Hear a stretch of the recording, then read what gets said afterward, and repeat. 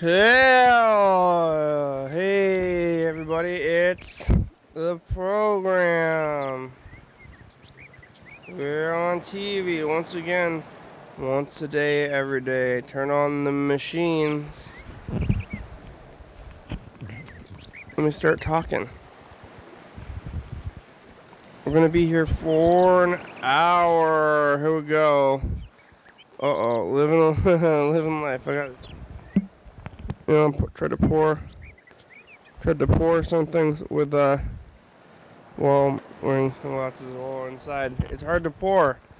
Not all things you can just pour easy.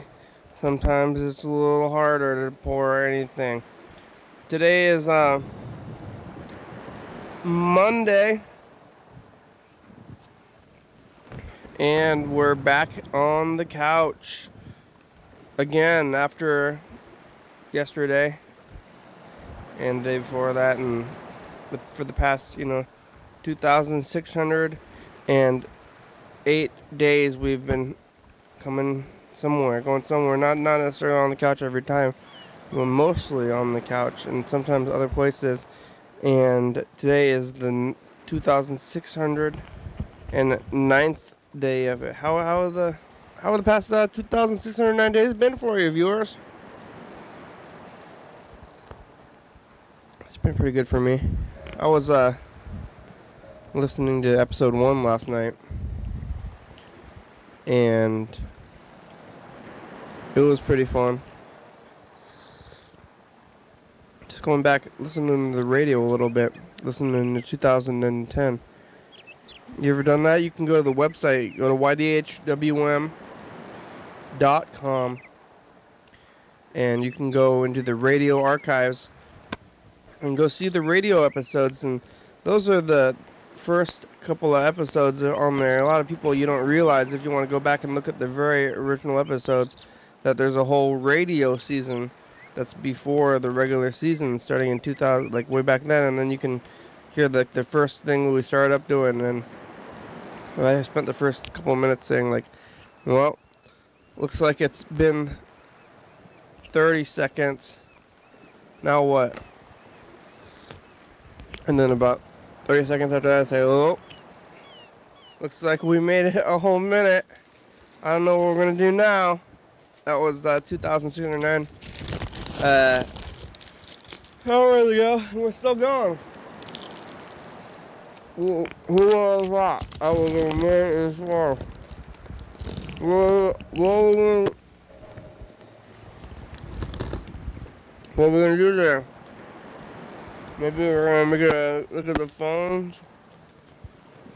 We'll look at some tape stuff. And maybe we'll live alive. If you couldn't tell, viewers, it's very early for me. It's the morning. I just woke up and I just came over here. You know how when you go to a place and it exists? You ever have that? Have you ever had this experience? You go somewhere and that place exists still. I have that experience all the time. Like, literally all the time. Whenever I go anywhere, that place that I'm at, it still exists. Sometimes I think, well, I haven't been to this place at this time in a long time. Maybe it no longer exists at that time. It's like baby thoughts. Like, peekaboo, persistence of vision. I'm just having some baby thoughts. Like when you go away or when you can no longer see somebody, maybe they're just gone for a while, and then they come back, and it's such a relief because they just left existence forever. It's like, where'd they go? They've left existence forever. What am I gonna do? I'm only a baby. How can I handle like life? I can't even eat by myself. I don't even need teeth. If I tried to go,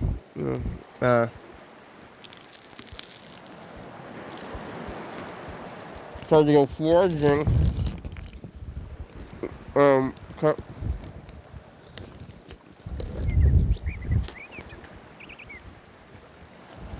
tried to go foraging and catch a wild animal,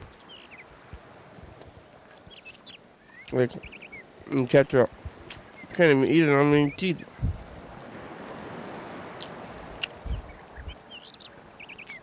And I'm so concerned about, your well-being. You're the only person I've ever known. They take care of you and everything, and then suddenly they're gone from existence, total existence, just like that. And suddenly they're back, and it's such a relief that they're back from existence and that they do exist still. And maybe they existed the whole time. What if when they go away, when you can't see them anymore, and when they come back, and it still exists the whole time, and when you go, it's not like your vision that's creating reality. It's like you're living within a reality, and reality exists outside of you. But sometimes it doesn't seem like that's what's going on, especially early in the morning when you're confused. That's when I am confused in the morning. Should be, should I be asleep, or should I be harnessing this confused time to do this? I think sometimes that this is the good time to be confused. Sometimes people say, like, how are you going to do this thing when you're not of sound mind, when you're messed up, or when it's early? And I like these early days. I say, I'm in somewhat of a stupor. It's like, get out of bed, and run over to the studio and start talking, like, right from sleep. So it's like almost a dream. Did I dream? Oh, they're fleeting. The dreams are fleeting. They come and go, like a chameleon. I don't really understand the Karma Chameleon song. Karma, chameleon. Come and go. Yeah, they do. Life is a dream. Things come and go.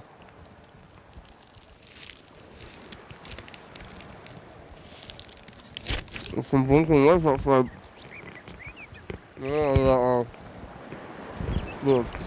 Let's see.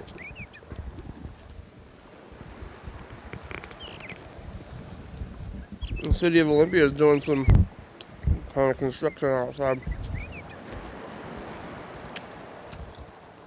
I've been seeing people clean up the streets lately too.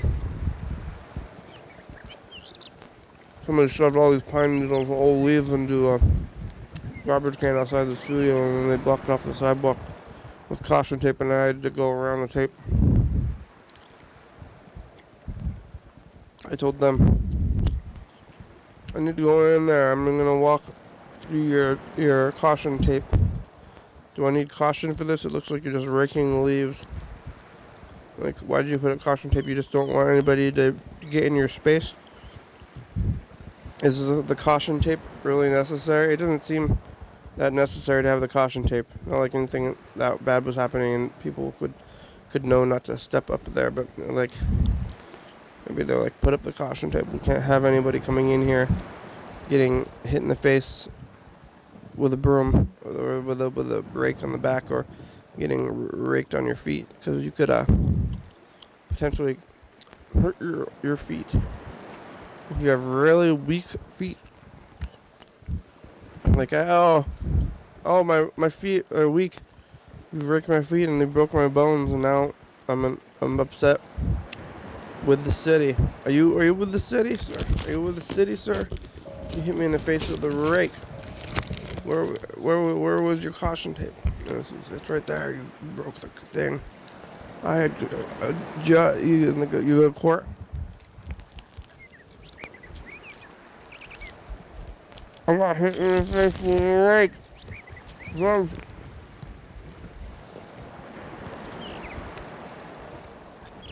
They hit me in the face. They hit me in the face with a rake. Have you ever seen a rake? It's like a long claw at the end of a big stick. Sometimes the sticks are made out of metal. Sometimes they're made out of plastic, or sometimes they're made out of wood. And this one was made out of wood, and it hit me in the face. And out of all the materials that rakes are made out of, I think that wood is the worst material to get hit, because the metal ones and the plastic ones, they're lighter than wood. And wood, it's solid, and getting hit in the face with it, not the greatest. Some things are good, some things are the greatest. Getting hit in the face with a rake, not one of those things, especially with the... I guess it depends on how hard getting hit, but would you rather get hit with the back of the rake or the front of the rake? Because the front is slightly sharper, but it's a lot lighter. If it's a plastic rake, if it's a metal rake, you probably, if you get hit in the face with a metal rake, you probably, well, because they got those like the claw, like the long bendy rakes, or they got like the short, like kind of more pitchforky like rakes. So one of the long clawy rake, that's just a bad scratching. I don't think it would go into your head.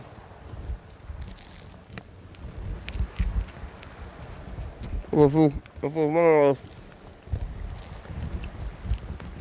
those short kind of claw, you know, if it was one of those sort of kind of like claw rakes, that might just go right into your head. You don't even have a chance to go to the government and say, I got clawed. They just, you get clawed by accident when those government guys are raking. They bury you under the Capitol building. They already have the tools. They're gonna bury you, and they're gonna dig the hole with the thing that they got for you. That's why you don't mess with grave robbers, especially while they're digging a grave. You know, you ever got in a fight with a grave robber? Like, you think maybe you have a spouse, and you know, your mother, or your loved one anyway, is sick, and you know, you and your spouse are going to the hospital to visit your spouse all the time, or your loved one. No, you and your spouse are going to the hospital to visit your older loved one who is, you know, not in good shape. They're on the quick road to death. Not in good shape. You and your spouse are going to visit them and everything. You're not having a good time in life. You're not performing. Maybe you're concerned about performing sexually with your spouse, and because, but your spouse understands. That's what you think. You like, maybe I should be performing, like, I should be performing as a better spouse. I should be, you know, doing more things. But my spouse respects me, and my spouse knows that I'm in a time of need when my loved one is ill, has fallen ill. They respect me and everything, but then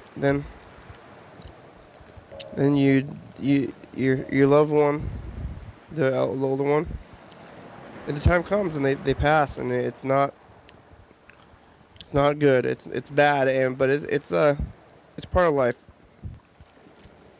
and you know it's part of life, but you're still very upset about it, and it affects how you perform, and you and your spouse. Like, I know I'm performing very badly as a spouse, and maybe I'm being selfish, but my loved one has just died. My spouse, they understand. But then you go home and you think, you think, I'm gonna come home and I'm gonna try to forget my problems and treat my spouse to some flowers, because I know that I've been so bummed out, and I didn't even put that much thought into my spouse, And I know I'm having trouble, but if I'm having trouble, my spouse is also, because I'm having, if I'm having some emotional like issues, then they must be picking up on some of that, at least a little.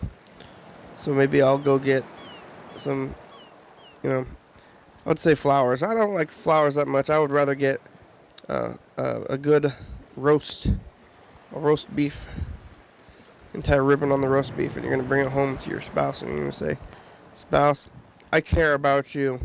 I care about you, and I've brought you home this fine roast, the finest of roasts.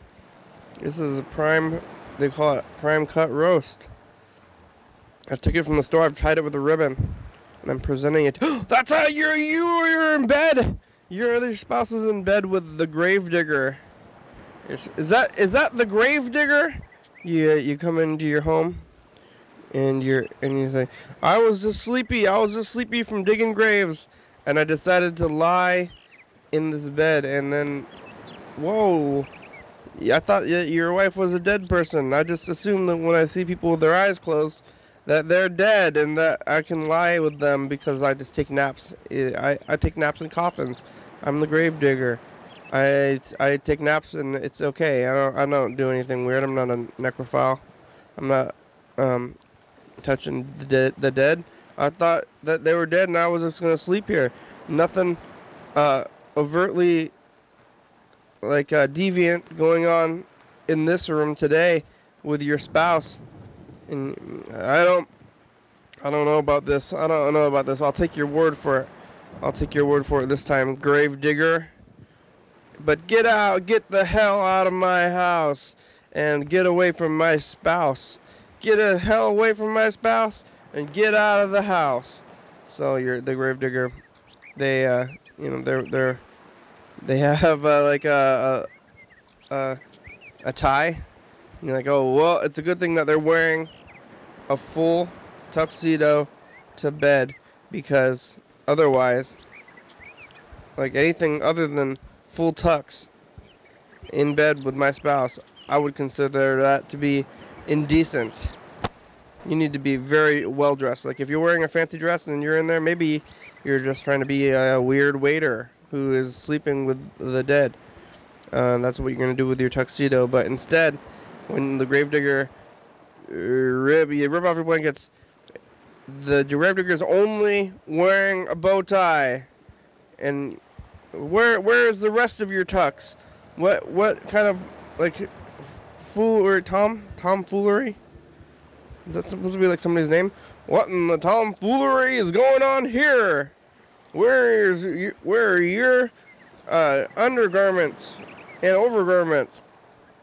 Where are your garments in general? Your Mormon garments. You're just totally naked, and why are you even wearing that bow tie at all?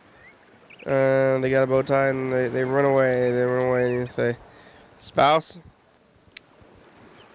was something nefarious going on with the gravedigger? And spouse denies. Spouse denies. Say, no, I couldn't do that to you. You've just lost a loved one. How could you think that I would do something like this? And he said, why was the gravedigger not wearing any garments? It seems like if you were to be in bed with another who assumed you were dead and didn't want to do any weird, dead people stuff, that they would be clothed, at least a little bit. And your spouse says, no, that's not the case. Nothing was going on, and you're so tired. All you've been doing is crying and contemplating like life and like the value of life and that how much you cherish life and everything, and that it's going to be hard to go on, and you're going to have to do it. And now now your spouse is also most likely committing extramarital affairs with your gravedigger, of all people, of all the morose occupations you could have. You're gonna go and have extramarital affairs with our local gravedigger. Then you go, it's the nighttime, and you're like, where I'm gonna You can't sleep. You can't sleep. All you're doing, 1 minute you're thinking about your dead loved one, and you're like, oh no, and then you're thinking about your spouse in bed with the indecent gravedigger, and you're, oh, double no. Why is this happening to me? I'm gonna get some revenge. I'm not gonna take this. I'm gonna get revenge. And who are you gonna take out revenge on? Your spouse? You know how you've been not the best spouse recently. You've been all. I mean, it should be okay that you haven't been the best spouse, but you haven't been performing, and you understand that. So maybe your spouse is not to blame, but the gravedigger, maybe they have done wrong. They've done something wrong, and you are deciding now to get revenge. So you go and you go to your local graveyard, wherever that is, up and down by the old church. The graveyard behind the old church. That's where the grave digger is, and he's in his tuxedo, his grave digging tuxedo. And you're going over there, and I think you're just gonna run there, take an Uber, and say, I know, Uber, it's 3 a.m., but I would like to go to the graveyard. And say, oh, or you can just say, I want to go to the graveyard, but you just say, I would like to go to the church to pray to the Lord. I have recently lost a loved one. I've recently lost a loved one, and you're gonna go to the church, and you're just like, I want to go. You're upset about your spouse, upset about your loved ones, upset about this local gravedigger, and it's all running through your head. And what you gotta, you're like, I gotta go pray about this. I gotta go pray on this one. I'm feeling like I want some revenge, and that's not in my heart. I know revenge is not in my heart. I'm someone to let go of revenge. So I'm gonna go to the local church. Well, I'm gonna pray for the Lord and Savior. Whatever church you go to with your Lord. I think most churches have lords. There's no Lord at your church. Or temple, wherever you're at. That's what we're believing. So whatever religion you want to go to with your church. But they have to have a graveyard in the back. I don't know if other religious places other than regular churches, they have graveyards connected to them. Should be more grave. Yeah, just the graves are everywhere. But you go over there, and you're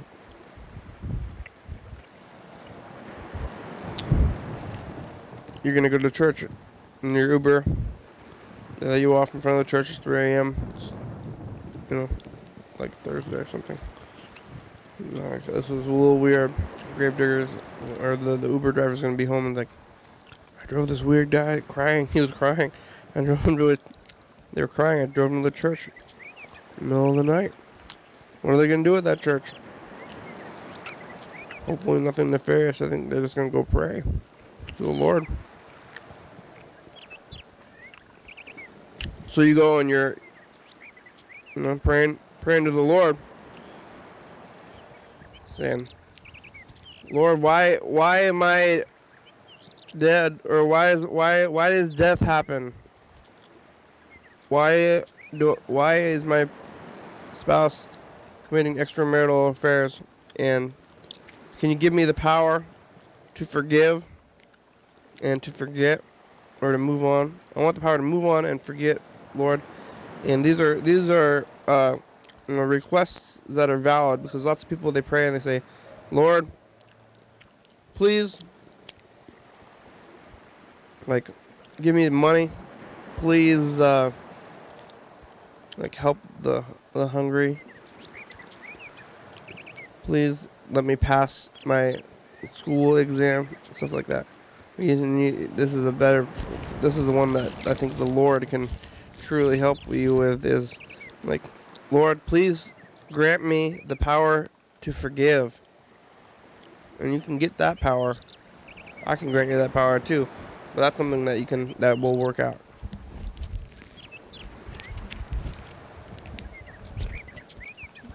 Well, and suddenly in your heart, you feel like the Lord has granted you this power. The power to forgive.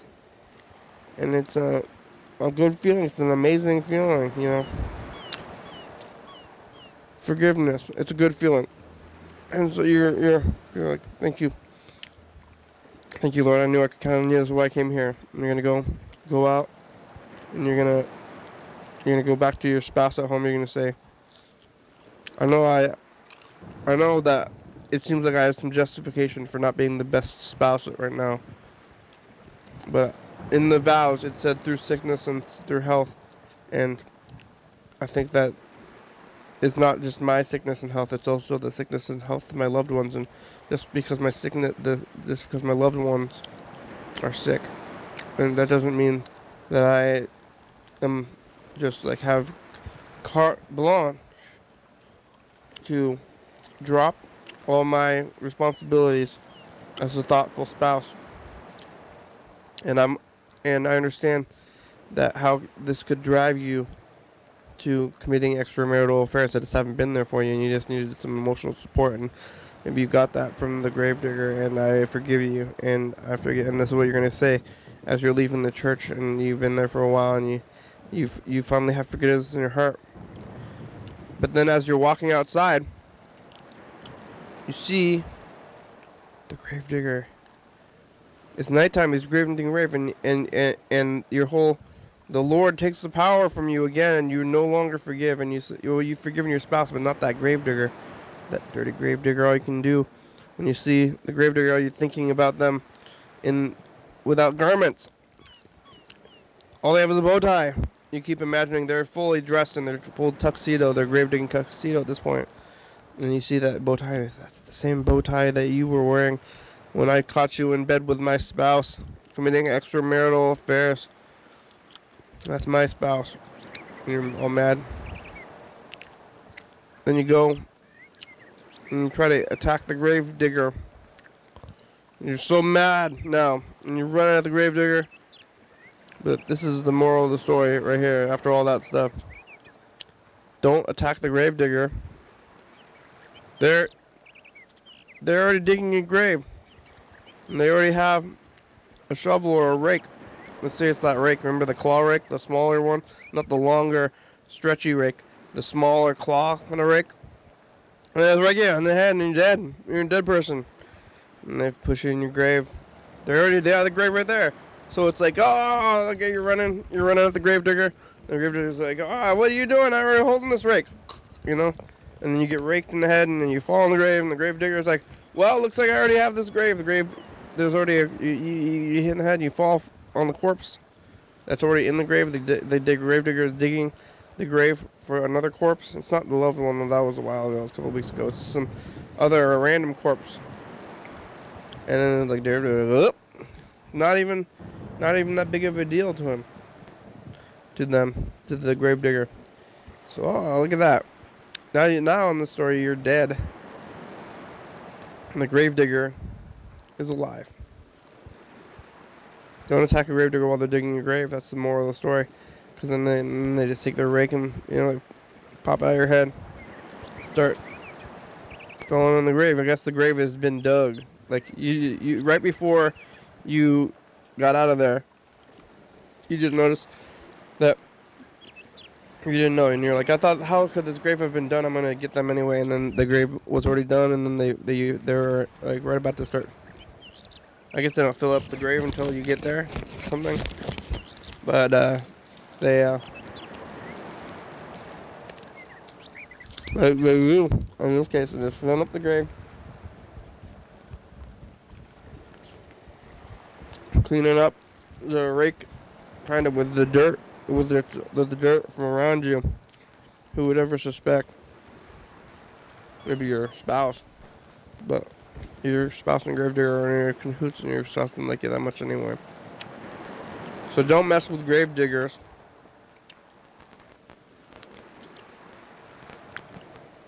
Let's take a look at the phones.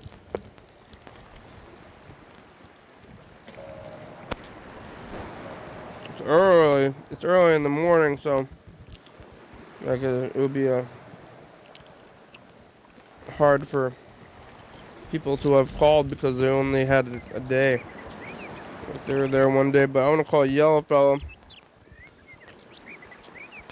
because it's the daytime. So Yellow Fellow, maybe he's more awake than normal. He should be awake because it's like about 1 p.m. for him. Let's see, Yellow Fellow, it's the morning. We're doing this in the morning today.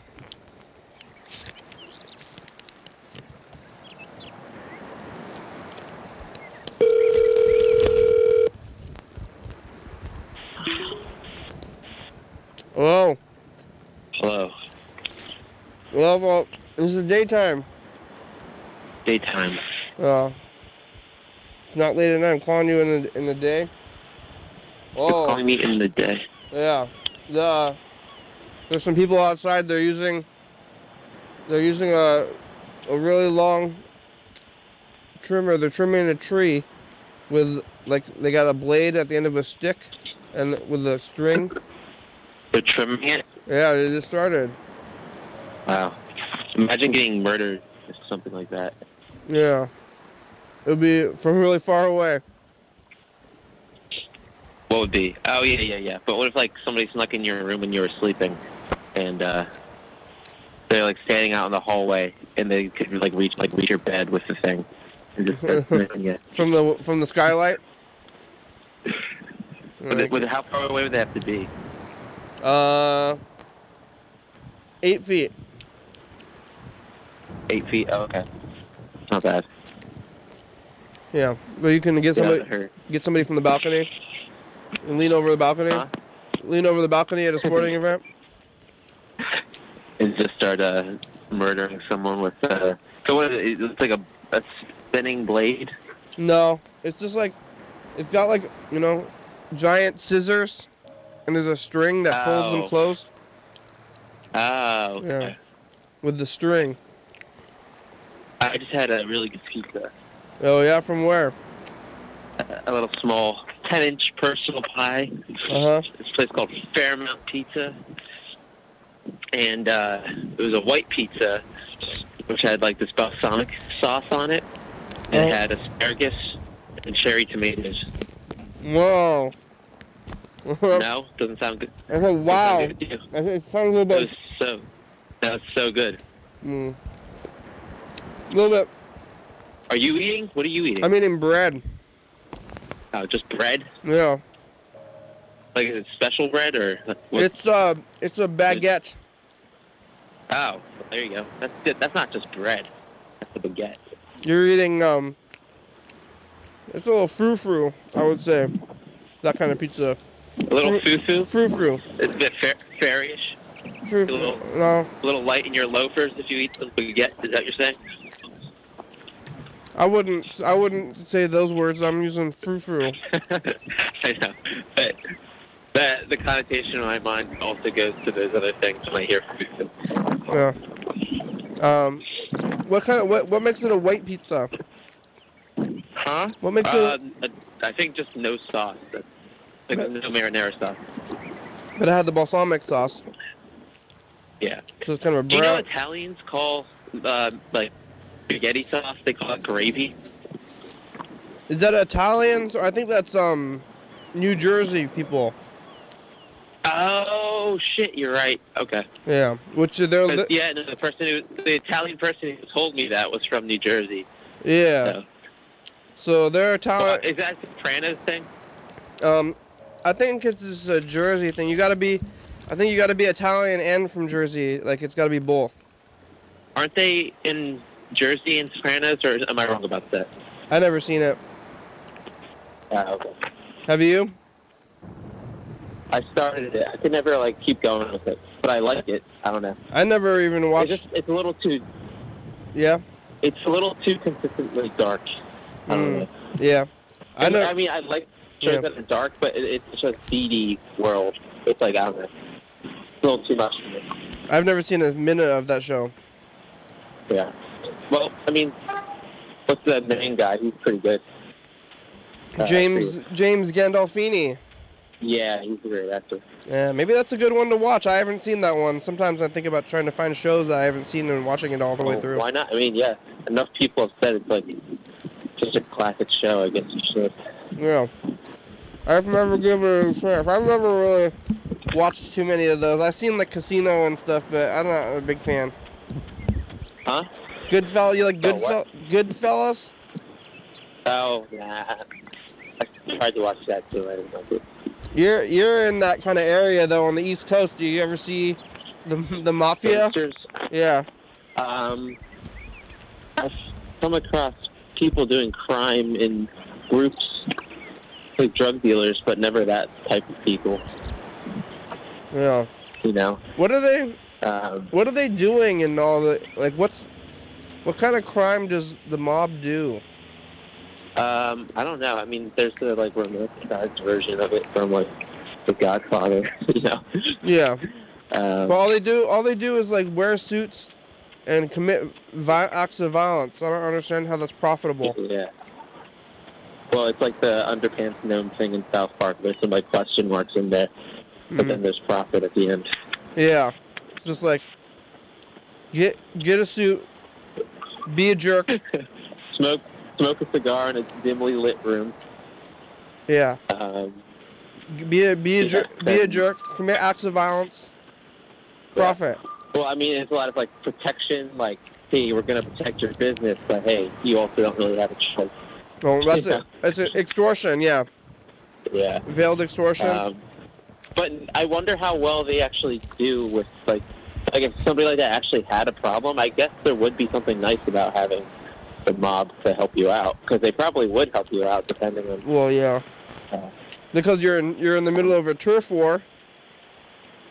You're what? You're in the middle of a turf war. Yeah, that's what the protection's about. It's a year. Right. Yeah. So then you like. You know, you're their bitch. Do you want to start a mob with me? Bi-coastal mob? Well, then we'll have, imagine how powerful we'd be, because like all in between, that's like us now. I'm just going to try to threaten violence on more people for money.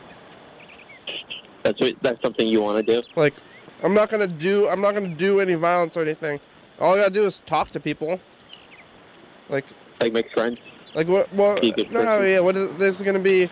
Like they're either going to give me the money or not. I'm going to say, hey, give me you. But what if we start like a new like mafia? Yeah, like a new sort of organized crime thing, but we're not doing anything illegal. We just like the image. We like the we like the culture, not necessarily the part where like violence or like selling drugs is there, but we like everything else. We like, or just like the way it's presented. Or just extreme, but it's like extreme begging, and everybody you see, you just say, "Give me all your money," and then you don't you don't threaten them or anything. Yeah. And they're just like, "Oh." You don't have to do that. Yeah. Well, I think that doesn't sound like begging. That sounds like a threat if you say, "Give me all your money." It's like actually, it's kind of a threat, but the threat is implied. So yeah. Can I tell you about the guy who walked up to me in Philly and said, "Give me a nickel or I'm going to beat the shit out of you"? Did I tell you about that? Like he actually looked like a guy who was like kind of homeless, and like it wasn't just some guy messing with me. It looked like he actually needed the money, but it was like the weirdest amount to ask for. And like, what the hell? Maybe he really just needed that nickel to get on the subway, and it was like at the end of his rope about it, but it just sounded really bizarre. Did you give him the nickel? Or? No, I just stared at him and walked away, because we were on a busy street. Like, I don't know what he thought he was going to do. Oh, yeah. Like, there's people walking by and stuff. Like, he wasn't about to just beat the shit out of me in front of, like, 20 people. Uh-huh. It was odd, though. It was very odd. Was he, I hope that guy's doing well. Yeah. I wish him well. Forgiveness. You forgive him? Yes. Forgiveness. Do you ever have, like, somebody in your mind that you just, like, you're not there with forgiveness? Like, forgiveness is not even something you're flirting with? Like, it doesn't matter if you actually go and tell somebody you forgive them, but in your mind, is there somebody you just can't let yourself forgive privately? You know, I'm not like currently upset with anybody. So that must mean that I've forgiven them all. So what? You forgive everyone? I must have, because I'm right now I'm trying to think, like, who am I upset with in my life? Yeah. And there's nobody there. And no one. So if it was somebody, then that'll be the person who never got the forgiveness. But I'm pretty happy with everybody. Oh, that's nice. You know. I think I was probably there too, but now I'm not. You're upset about this nickel person? Yeah, no. No, I just told you I wish him well. I forget him. Oh, okay, yeah, you're good. Yeah. I do too. That's sad. Did he seem like he was on drugs or something? He must have done something weird. Yeah. I'm just trying to understand why he asked for more. Or like my wallet or something, you know? Anything else? Like, I don't know. I don't even want nickels. Right. I would give people nickels all the time. I think you don't save your change? Well, anything under than a quarter. Like a quarter. Yeah, but I mean that shit adds up. I just take all my change and put it in this jar in my room, and I know I'm gonna have like $20 I can go get if I just like exchange it someday. I guess. I'll give people anything under than a quarter. I'm giving it to them. I guess I'll give them a quarter. I'll give them a quarter. I give the change. Would the threat that is looming over you like change your goodwill? Like, give me a nickel or I'll hurt you. Yeah. Would you ask him like, hey, why? I would. I do that. I talk to people sometimes now. Yeah. Maybe it's the program. Strangers. Maybe it's the program that has led me to this. But when people ask me for money, I sometimes ask them how they're doing. Oh yeah. Well, it depends though. If I'm stopped, people ask me like, I sit at the bus stop, and people ask me for change a lot, and then I'll talk to them. If I'm like on my way, and they're like trying to stop me while I'm walking, I'm upset about that a little bit, and I keep walking. Yeah. I get told, sorry, I'm in a hurry a lot when people ask me for change or something. And so I guess a lot of times I'm not. I just don't want to be in that situation, and I'm like maybe not in a good mood. I just want to go about my day. Mm-hmm. And they call me out on it. Like this happened like 2 or 3 times. They're like, "You don't look like you're in a hurry to me." What? It's like, are you moving? What? I feel like I generally walk kind of fast. Yeah. Like I'm not a slow walker. Even if maybe. Go ahead. Even if you're moving at all, then I don't think they can accuse you of that unless you're sitting. Then they can't accuse you of not being in a hurry. Right. Yeah.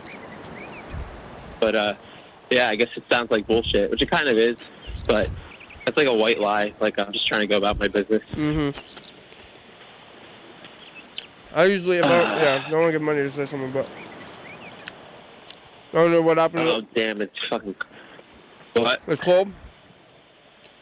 Yeah, it's really cold. I'm going to try to... I can't catch a break with being able to work this fucking job. So one day, like, the streets are kind of cleared with all the snow.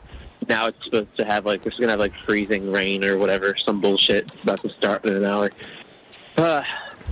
You're not working enough? I might as well not. What? You're not working enough? I'm not able to with this weather. It's been, like, a week. It's frustrating. I mean, I have money saved up, but I don't know what to do with myself. Can't you just like walk the deliveries for a while for fun? Nah, because then I'll get bad ratings. If I suddenly am taking like an hour where it would take me 15 minutes to do a delivery, various people will be upset. You need a hobby. Yeah. You know? That's true. You don't have a hobby? I'm in this like Facebook group chat where I like spam emojis. Yeah, but that can't take that long. I mean, not if you do it a lot. I mean, that hobby could be, I could see you like maybe like this is like a pretty liberal estimate, but you could only do that for like half an hour. without it driving you insane. That'd be like that'd be like a lot of that, like half an hour. So that's like, you know, maximum half an hour. You need like a longer, you need like I don't know, like a long hobby, like meditation. You know, that's a long hobby. That's a good call, because I've been wanting to try that. Yeah. Now, transcendental meditation. That's a really good one. Because it's like what you're doing already, but... only it's more fulfilling, maybe? Yeah. It's just on purpose. Yeah. Yeah, I think I'm the type of person who really could get a lot out of that, because I feel like I'm always kind of just like a hamster in one of those little, like, treadmill things in their cage. Yeah. That's my brain. I'm constantly going mentally. I think I need to slow it down sometimes. Yeah, it's already doing nothing. You can do extra nothing. Extra nothing. Well, what did I do today? I woke up and I got a shower and I went and got pizza. And now I'm walking to Center City.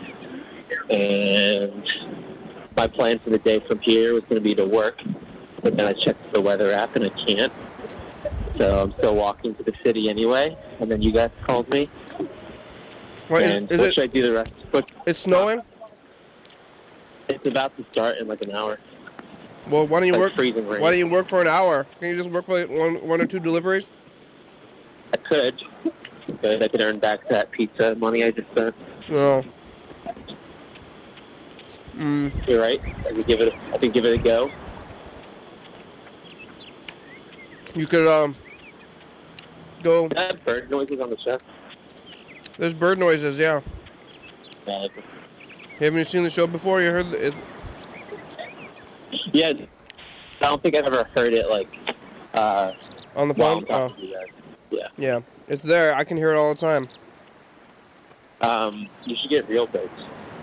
Well, I'm not gonna take care of a bird. You don't want to care for a bird? Mm-mm. You don't have pets? They would no. I like pretty much only dogs, because all the other animals I feel like they smell bad. You only like dogs? Well, dogs smell. Well, yeah, but okay. Other than dogs, though, you have feces in your home. Yeah. Like with a dog, all the feces is outside. But with like a cat or a bird or a caged animal, it's like indoor feces, and I'm not for that. Yeah. That makes sense. Yeah. But cats are I find their personalities to be the most interesting. I like cats, but when I go to a place where they have a cat, you can tell, and it smells, and they don't know. Yeah. I mean, unless you're an attentive cat owner, yeah. Really, like, if you keep the litter box in the basement or something, then it shouldn't really be that huge of a problem. Yeah. More often than not, though, you can smell it. Well, I mean, you're probably thinking of, like, there's a lot more lazy cat owners than the alternative. And you go, it's like that Febreze commercial, but you go nose blind. Yeah. No, if you, like, walk into, you're talking about the type of person where they'll have, like, a litter box in, like, the living room next to the TV. Yeah. I cannot understand that at all. And it smells like the cat piss is almost worse, It's like, it's like a faint cat piss smell everywhere. Yeah, it happens. Yeah. But I do like cats. I would like a cat. Maybe outdoor cat. Maybe an outdoor cat. Yeah, no, my mom's cat, when it wants to get in the bathroom, it just sits by the door. Mm-hmm. So, yeah, that'd be an ideal cat for you. Sometimes cats, they show up at your home, and like, you just, like, people, I don't know, maybe this used to happen more often, but you have an animal, and you're like, oh, where did you get your animal? And you're like, oh, it showed up at my door. Yeah, no, that's I think how my mom's boyfriend got with him. Yeah, and he actually they have goats. Like, they have a big fenced-in plot of land in their backyard where they just take care of goats for the fun of it. Yeah. And they have this goat that just one day was there with the other goats. Like, he must have ran and, like, jumped over the fence or something. Or either that, or, like, somebody had a goat they didn't know how to take care of, so they just drove to this person's house. So, like, they don't understand how it got in there. It's kind of funny. Goats inside the pen? Yeah, I mean, hypothetically, they could like run and jump and get up in there, but They don't. They could get over the fence. Animals can get over the fence if they wanted to, but they don't. If they don't know. Yeah, so this guy must have really wanted to get in there. Because it's doable, but still, it's weird. Yeah, they have no idea where it came from. What did they have a goat in there before, or an animal? Yeah, they had 4 or 5 goats. And then they just had another one? And the other one, the one I'm talking about right now, just got in there. Like, it was like one... Woke up and he was... Maybe it was like wandering around. They woke... You still have it? Yeah. And then, it like was lonely and it saw other goats and it like wanted to get in there with the other goats. Yeah. But you know what they call him? They call him the other goat. Yeah. That's his name. They have names for the other ones, so now this one's just called Other Goat. I'm going to record a message to the future. Oh, yeah? Like this. Hey... It always puts me on the spot. Oh, hey, future, it's us. It's us in the past. Oh, I'm seeing 2 birds on the sidewalk eating a hard-boiled egg sandwich. It's just like laying there. They're eating their... it's like they're eating their own babies. Yeah, so that's my message to the future today. Bye, future. Bye, future. Oh yeah, that's kind of scary. Yeah, but it looks like seasoned well, and it was like a good sandwich at one point. Ooh. So it makes it a little less weird. Sometimes. It's kind of cute. One time. Looks like they're enjoying. Go ahead. You're drunk? No, I said go ahead. I was saying go on. One time, I saw birds eating puke. Oh, God. It was disturbing. I can imagine that. It was disturbing. Yeah, that's like, doesn't really get much more disturbing than that. Yeah. Like, why are they doing that? Don't eat that. Well, imagine how starving birds must be most of the time. Oh, yeah. Yeah, they're probably starving, and it's a treat for them. It's a treat? Mm-hmm. Yeah. Well, yeah, they can't help themselves. If there's food, they're going to, like, stuff themselves. They're probably stoked. Yeah, look at all probably. Oh, that's so weird. Mm-hmm. I have a question. Mm-hmm. If you see someone, like, walking down the street just, like, smoking a bowl, is that, like, weird? I do see it sometimes. You do see it sometimes? But isn't it, it's legal where you are, though? Yeah, so it's not, right? it's not that weird. Okay. But, it's still I've like... been trying to do that. You're going to try to do it? I've been trying to do that, but it's like, I don't feel safe unless I'm in, like, an alley somewhere, and then it's like, why am I even bothering to try to do this?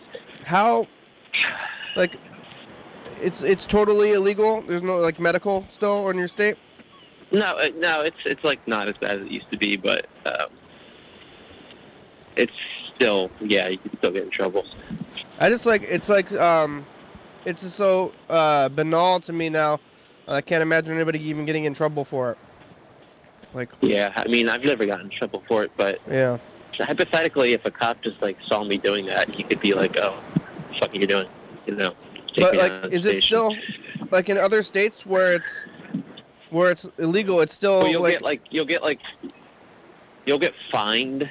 Mm-hmm. It depends on the amount you have. Like, if I'm caught smoking or something, I think it's like $100 or $200 fine. But I mean, if you get caught with, like, you know, bags and bags of something in your car, then it's like, it's obvious your intent is to sell. I mean, that's like a different story, you know. Yeah, it's still well, isn't there... It's Schedule 1, I think. You know, it's like as bad as heroin or cocaine or something. Really? Illegally. Yeah, I mean, I think it's not that bad here, but what was I going to say? Fuck, I forget what I was going to say. Well, oh, yeah, like, well, you still can't, like, privately be selling your own marijuana where you live, right? Like, it has to be, like, a legal... You can? You cannot. You also can't sell your own, like, beer or cigarettes. Yeah. But you can't? I guess not. I think you need to be... I never really... You gotta be licensed. Yeah, that makes sense. Yeah. Do you know of people who still like sell their own weed though, like privately? I don't. I don't know anybody. It's all they just go to the store. Oh wow, that's crazy to me. People have like people on the bus. They say like, "Hey, you wanna buy some weed?" You know. And I say like, they're like, "Well, I would just go to the store." The weed store. To me, it's like somebody's like, "Yeah, it's a weed store. It is," and the show's over. To me, but it's like somebody's gonna go to the store like, "Hey, you want to buy a bagel?" And you're like, "Well, why not to go to the store?" Well, no, just go to go down the street to the cafe. Yeah, that's pretty funny. It's the credits. Here's the credits. It's Alrighty. It's Monday. It's Monday. Sure is Monday. Thanks for watching. Bye-bye. Bye. We're on TCTV channel 22 at 11:30 and 2 a.m. YDHWM.com. Check it out. 360-836-4384. Call and leave a message. Get on TV.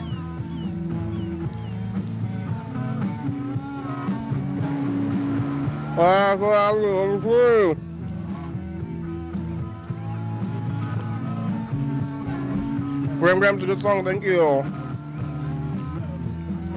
TCTV, Lil Baby, Jordan E, Fabulous, Gram, Supply.com, Don Mux, Thurston County, Washington State, USA, thank you. And viewers that you're watching, thank you. Hell yeah, dog.